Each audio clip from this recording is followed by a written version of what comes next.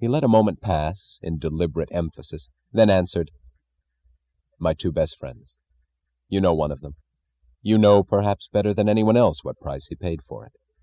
Our own teacher, Dr. Axton, was next. He joined us within one evening's conversation.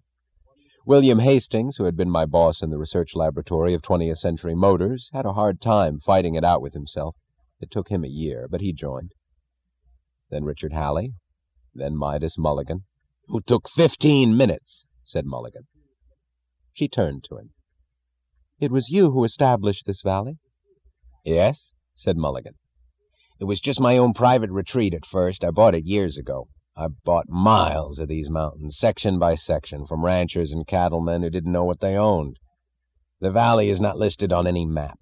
I built this house when I decided to quit. I cut off all possible avenues of approach except one road, and it's camouflaged beyond anyone's power to discover. And I stocked this place to be self-supporting so that I could live here for the rest of my life and never have to see the face of a looter. When I heard that John had got Judge Narragansett, too, I invited the judge to come here. Then we asked Richard Halley to join us.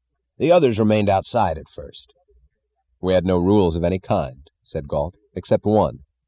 When a man took our oath, it meant a single commitment, not to work in his own profession, not to give to the world the benefit of his mind. Each of us carried it out in any manner he chose. Those who had money retired to live on their savings. Those who had to work took the lowest jobs they could find. Some of us had been famous. Others, like that young brakeman of yours whom Halley discovered, were stopped by us before they had set out to get tortured. But we did not give up our minds or the work we loved. Each of us continued in his real profession in whatever manner and spare time he could manage, but he did it secretly for his own sole benefit, giving nothing to men, sharing nothing. We were scattered all over the country, as the outcasts we had always been, only now we accepted our parts with conscious intention. Our sole relief were the rare occasions when we could see one another. We found that we liked to meet in order to be reminded that human beings still existed. So we came to set aside 1 month a year to spend in this valley, to rest, to live in a rational world, to bring our real work out of hiding, to trade our achievements. Here, where achievements meant payment, not expropriation. Each of us built his own house here at his own expense for 1 month of life out of 12. It made the 11 easier to bear. "You see, Miss Taggart," said Hugh Axton, "man is a social being, but not in the way the looters preach."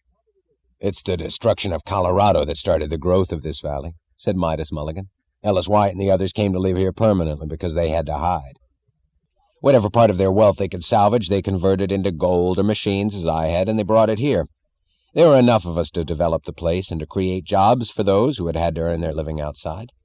We have now reached the stage where most of us can live here full-time. The valley is almost self-supporting. And as to the goods that we can't yet produce, I purchase them from the outside through a pipeline of my own. It's a special agent, a man who does not let my money reach the looters. We are not a state here, not a society of any kind. We're just a voluntary association of men held together by nothing but every man's self-interest. I own the valley, and I sell the land to the others when they want it. Judge Narragansett is to act as our arbiter in case of disagreements. He hasn't had to be called upon as yet. They say that it's hard for men to agree. You'd be surprised how easy it is when both parties hold as their moral absolute that neither exists for the sake of the other, and that reason is their only means of trade. The time is approaching when all of us will have to be called to live here, because the world is falling apart so fast that it will soon be starving. But we will be able to support ourselves in this valley." "The world is crashing faster than we expected," said Hugh Axton. "Men are stopping and giving up. Your frozen trains, the gangs of raiders, the deserters, they're men who've never heard of us, and they're not part of our strike. They are acting on their own. It's the natural response of whatever rationality is still left in them. It's the same kind of protest as ours." "We started with no time limit in view," said Galt. "We did not know whether we'd live to see the liberation of the world, or whether we'd have to leave our battle and our secret to the next generations. We knew only that this was the only way we cared to live. But now we think that we will see, and soon, the day of our victory and of our return." "When?" she whispered. "When the code of the looters has collapsed." He saw her looking at him, her glance half question, half hope, and he added, "When the creed of self-immolation has run for once its undisguised course."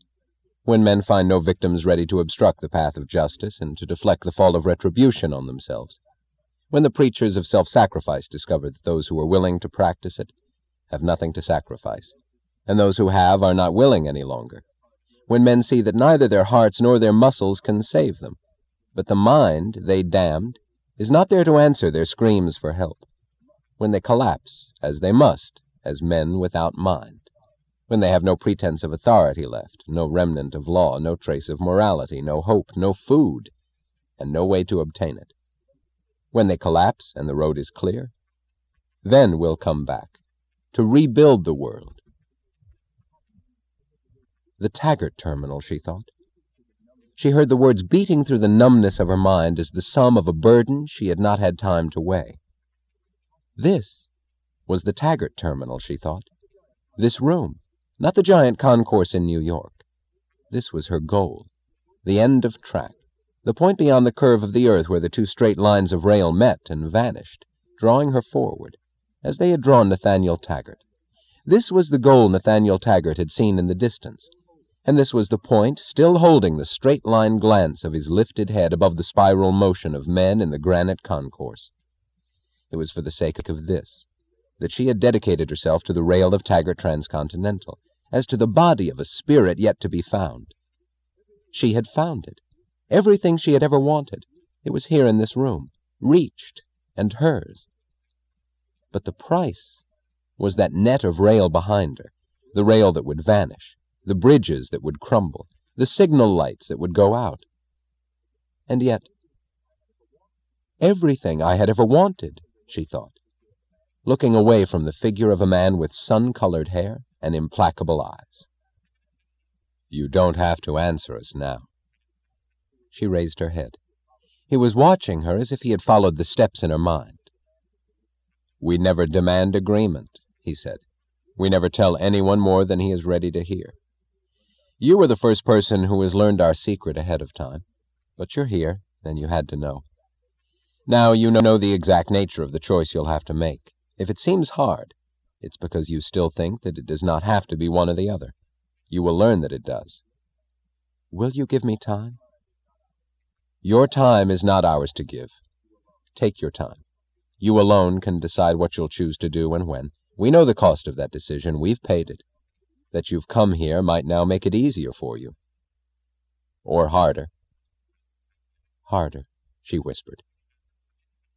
I know. He said it, his voice as low as hers, with the same sound of being forced past one's breath. And she missed an instant of time, as in the stillness after a blow, because she felt that this, not the moments when he had carried her in his arms down the mountainside, but this meeting of their voices, had been the closest physical contact between them. A full moon stood in the sky above the valley when they drove back to his house. It stood like a flat, round lantern without rays, with a haze of light hanging in space, not reaching the ground, and the illumination seemed to come from the abnormal white brightness of the soil.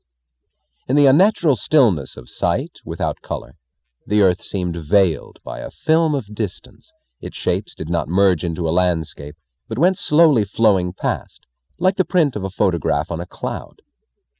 She noticed suddenly that she was smiling. She was looking down at the houses of the valley. Their lighted windows were dimmed by a bluish cast. The outlines of their walls were dissolving. Long bands of mist were coiling among them in torpid, unhurried waves. It looked like a city sinking under water.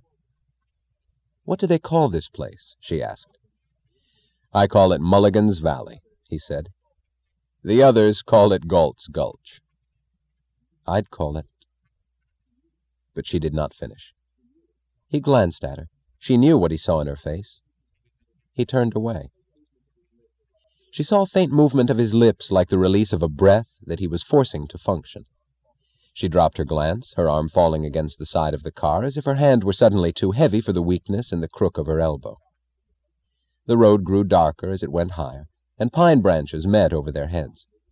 Above a slant of rock moving to meet them, she saw the moonlight on the windows of his house.